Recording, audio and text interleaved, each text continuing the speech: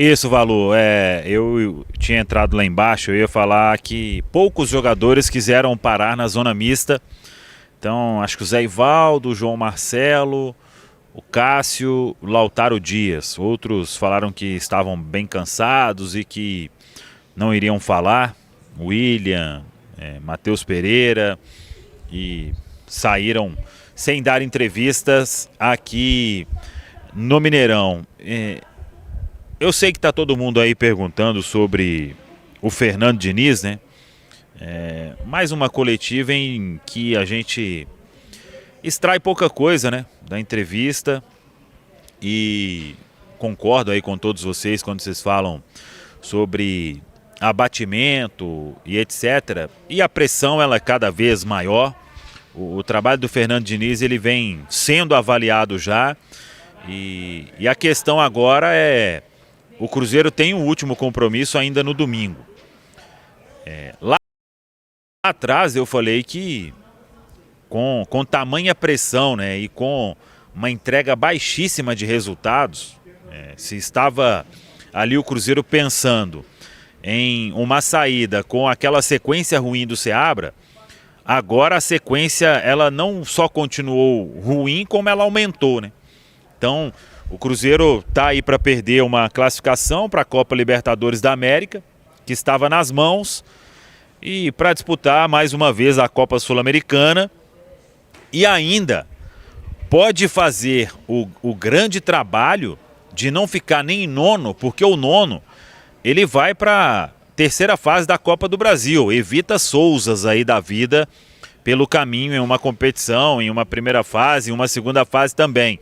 Então, o Cruzeiro, ele tem ainda coisa para fazer. Claro que Libertadores é sonho muito, muito, muito distante. E se bobear, o Bahia não vence o Atlético Goianiense e o Cruzeiro não ganha lá em Caxias, né? Porque esse time aí já mostrou que não passa confiança alguma. Agora, o Fernando Diniz sabe que a pressão para cima dele é cada vez maior.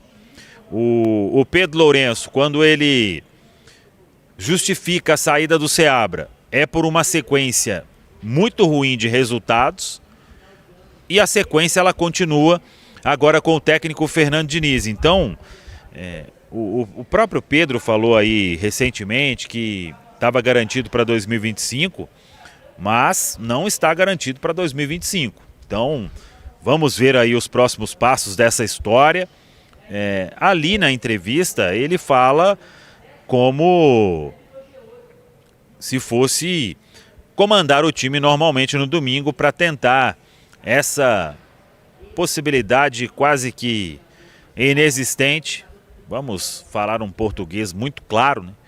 Pelo que o Cruzeiro está jogando, está desempenhando, quem vai pensar em uma classificação para a Copa Libertadores no domingo, tendo aí que vencer o Juventude, e aí torcer para que o Bahia não vença a equipe do Atlético Goianiense. Então, no português ainda mais claro, todo mundo esperava que fosse ter pelo menos aquele gás ali quando se muda um técnico. E nem isso dessa vez aconteceu aqui no Cruzeiro. Porque só esse gás ali, com a incompetência geral de vários times, isso aí já seria suficiente para o Cruzeiro se classificar para a Copa Libertadores. Agora, quando ali a gente faz o questionamento sobre 31 finalizações, é uma coisa absurda num jogo, e ali a gente pontua uma coisa apenas, porque se fosse para pontuar tudo, né? Eu até, Valu, quando vocês falam aí sobre alguns jogos, um jogo ou outro o Cruzeiro poderia ter vencido, mas assim, venceu, mas beleza, se fosse o caso, né? Nada espetacular, nosso trabalho encaixou perfeitamente. A realidade é o trabalho nesse período não deu liga alguma. Ninguém foi potencializado, os resultados não vieram, o desempenho longe de estar próximo de uma vitória, e o Cruzeiro pode terminar aí o Campeonato Brasileiro com uma vaga na Copa Sul-Americana que já era o objetivo até antes de chegar o Pedro Lourenço, né? Então, quando eu falei lá atrás, falei, esse time, pelo primeiro turno que fez, pelos investimentos que foram feitos, não conseguir uma vaga à Copa Libertadores, para mim seria tragédia, e para mim continua sendo uma tragédia em todos os aspectos.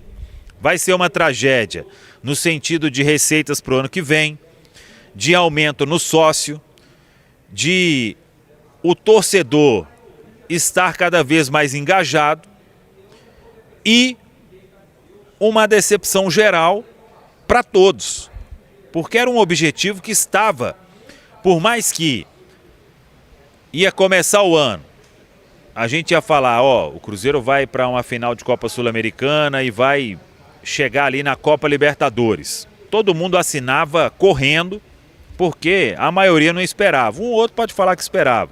Mas a partir do momento em que acontece tudo, a circunstância deixou todo mundo numa expectativa muito positiva, né?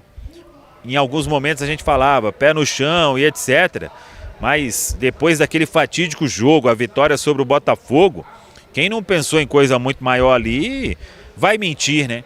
E aí começa tudo que aconteceu e o Cruzeiro vai para uma mudança de técnico. E quando se tem a expectativa de uma mudança, aquele gás inicial não aconteceu, o trabalho inexiste. E aí o Fernando Diniz, ele precisa saber que nada deu certo aqui no Cruzeiro. A gente não viu o time com fome de vitória, o time ele tá com fome porque ele não consegue vencer absolutamente nada, né? Venceu 2 jogos. Não é time solidário, não é time corajoso, não é quase nada. É um time que de vez em quando tem um lampejozinho ali de uma coisa ou outra. Então, é um trabalho muito ruim que ele continuou em relação ao Fluminense e deu essa sequência para um Cruzeiro que inexiste neste final de temporada e deixa o torcedor maluco para terminar logo o ano, para ver se em 2025 ele vai ter alegrias do início ao fim da temporada, né? Claro que só vence um, todo mundo sabe. Eu sei que muita gente vai falar, não tem como ser campeão, mas o Cruzeiro pode entregar muito mais do que vem entregando e todo mundo sabe. E aí, a questão que eu deixo no ar é uma continuidade do Fernando Diniz. Ele vai fazer o quê para mostrar que é capaz de entregar o Cruzeiro numa prateleira de cima? Vai mudar o elenco inteiro? Eles não vão conseguir mudar o elenco inteiro. Isso é um fato. Vai dar um upgrade ali em termos de reforços? É o que a gente imagina com os nomes que vêm sendo especulados. Agora, isso será suficiente para o trabalho sair de 0 para 7? Hoje está em 0.